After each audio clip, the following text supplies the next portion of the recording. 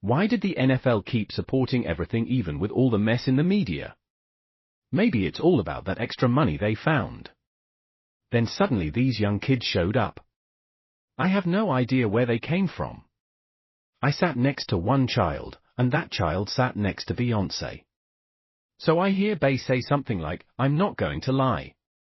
After we learned why Beyoncé made a lot of her songs and the reasons behind them, I'm not shocked at all to hear that Jay-Z is supposedly named in the Epstein files. 50 Cent is still going hard after Jay-Z and Beyoncé. Now he's even suggesting Beyoncé might be mixed up in this whole Epstein thing too. By now you've probably seen that Jay-Z's name came up in those Epstein files. A woman says she woke up inside Epstein's mansion, and she claims Jay-Z and Harvey Weinstein were both there in the room. As soon as that news started spreading, 50 jumped on social media saying he wants to make a full documentary about Jay-Z and Epstein. 50 said, "Damn, they got your man Jay in the Epstein files. I got to do a doc on this ish." But here's where Beyoncé messed up, thinking she could control what 50 does. People say Beyoncé sent her lawyers to tell 50 to stop talking about Jay and Epstein, but like you can guess, that just made him go harder after 50 posted about maybe doing a documentary on Jay-Z's link to Epstein. Someone close to Beyoncé said she was really mad. Apparently the Carters had already paid big media places to stay quiet about this.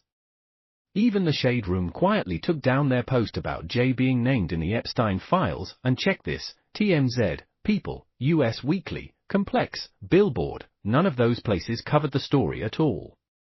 So the Carters probably figured it would just go away, but they forgot about 50 Cent. If there's any chance to throw shade at Jay-Z, 50 is not passing it up, and you know 50 loves a threat. That guy gets pumped up when people try to scare him. So when it got out that Beyoncé supposedly sent lawyers to warn 50 about talking on Jay-Z and Epstein, 50 went straight back online and posted something mysterious hinting that Beyoncé should back off. 50 also shared an AI-made clip of himself and wrote in the caption, "I smell beef and popcorn." So now with 50 Cent stirring things up, you never know what else might come out. We already saw how 50 found all kinds of old stuff on Diddy for that documentary, things most people didn't even know about. If he could do that, he can surely do the same to the Carters. The big question now is, can Beyoncé really stop 50 from making a documentary about Jay-Z? The internet says no way. Fans online are saying Beyoncé should probably stay out of it. Or maybe even call a divorce lawyer, but here's the thing. A lot of people are starting to think Beyoncé might be part of whatever Jay-Z was supposedly into. And because of that, a divorce seems really unlikely. Honestly, Jay and Beyoncé probably have dirt on each other, so it's safer for them to stay married, and don't forget Beyoncé has had her own rumors going around for years. Stuff like her blocking other female artists, plus darker talk about black magic and sacrifices. One of the creepiest claims came from ex-NFL player Larry Johnson. He said he went to a strange party with Jay-Z and Beyoncé that really bothered him. According to Johnson, this was back in the early 2000s at a late-night rap party the Carters threw in Colorado. He says some people there didn't even look like grown-ups, and Beyoncé supposedly said something that made him super uncomfortable. And now, I did a Rocawear photo shoot in Colorado, I think in winter of 06 or 07. Naomi Campbell was there, actress Jamie King was there, Jay was there, B was there, and he rented this house. We were supposed to have this rap party after the shoot. We entered the house and were watching LeBron play. After the game, it was like 10 or 11 at night. So we got ready to party. Keep in mind, it's all adults. There was a 13 or 14-year-old Latina girl there. I think she had to leave because she had school and homework, but she brought her mom with her. So no funny stuff was happening, which I respect. When 11 hit, we turned on the music, started drinking, and then out of nowhere these young children appeared. I don't know where they came from for a rap party at 11 at night with loud music, drinking, and wild dancing. Like, where did these kids come from? Then I sat down because I was dancing with one of the assistants. I sat next to this child, and the child sat next to Beyoncé. So I hear B say something like, "Doesn't this look sexy?" or "Isn't this sexy?" In my head, and I wasn't as awake back then as I am now, I'm thinking, what did she just say? I didn't focus on it. then the liquor hit me and I had to go. I said bye to everybody and left. But those kids stayed. I don't know if they were from the photo shoot, but the fact that kids showed up around adults during drinking and partying time already felt wrong to me, and then there are all those rumors about Beyoncé being into dark stuff like witchcraft and rituals. These aren't just from random people online. They're from folks who worked with Beyoncé for years. Back in 2018, Beyoncé's old drummer, Kimberly Thompson, spoke out.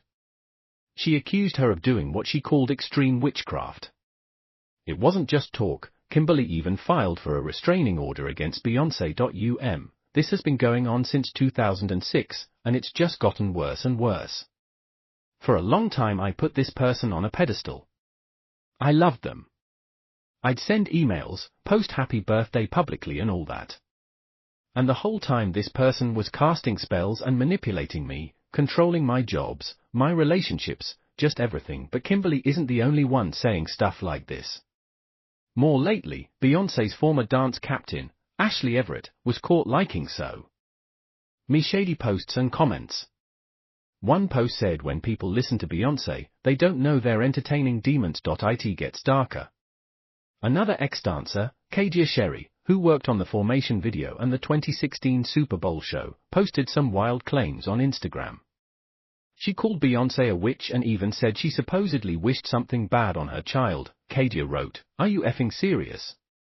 You called for my child to be our word, you evil witch. Essence, check on my child. I'm about to blow this ish through the effing roof."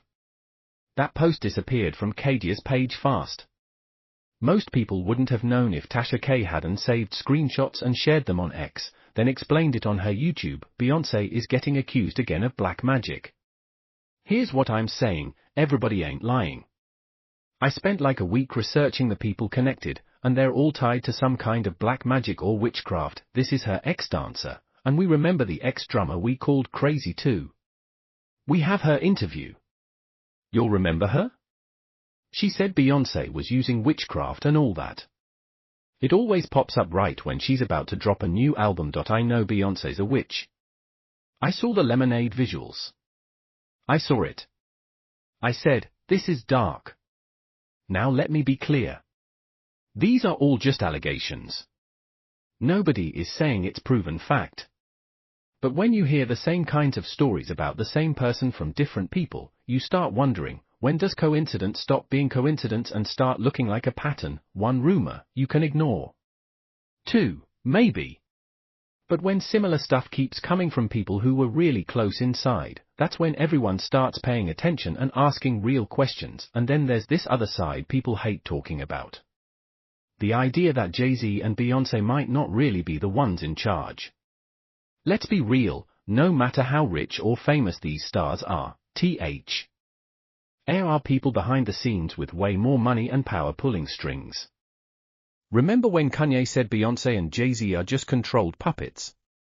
He hinted most celebs get blackmailed over stuff from their past. You get what I'm saying? They could control Shaq. They could control Charles Barkley. They could control LeBron James. They can control Jay-Z and Beyoncé. Not all you, man. But they can't control me. Out in Hollywood, a lot of people go missing. Feels like it might be a lot of that to control and traumatize people. They want to monetize and traumatize. With the Epstein claims, the quiet from media, Beyoncé's supposed lawyer threats to 50 Cent, and all these old allegations coming back, the Carter world is starting to crack for real. Now the big question is if they can fix this or if it's too late. Once people make up their minds, it's hard to change that, but let me hear what you think. Do you believe 50 Cent is just talking big about doing a documentary on Jay-Z and Epstein? Or do you think he really has stuff to expose something big? And what about Beyoncé? Do you think she's innocent here? Maybe someone who got pulled in when she was too young to know better, or is she part of it now on purpose? Drop your thoughts in the comments and stay tuned for the next video.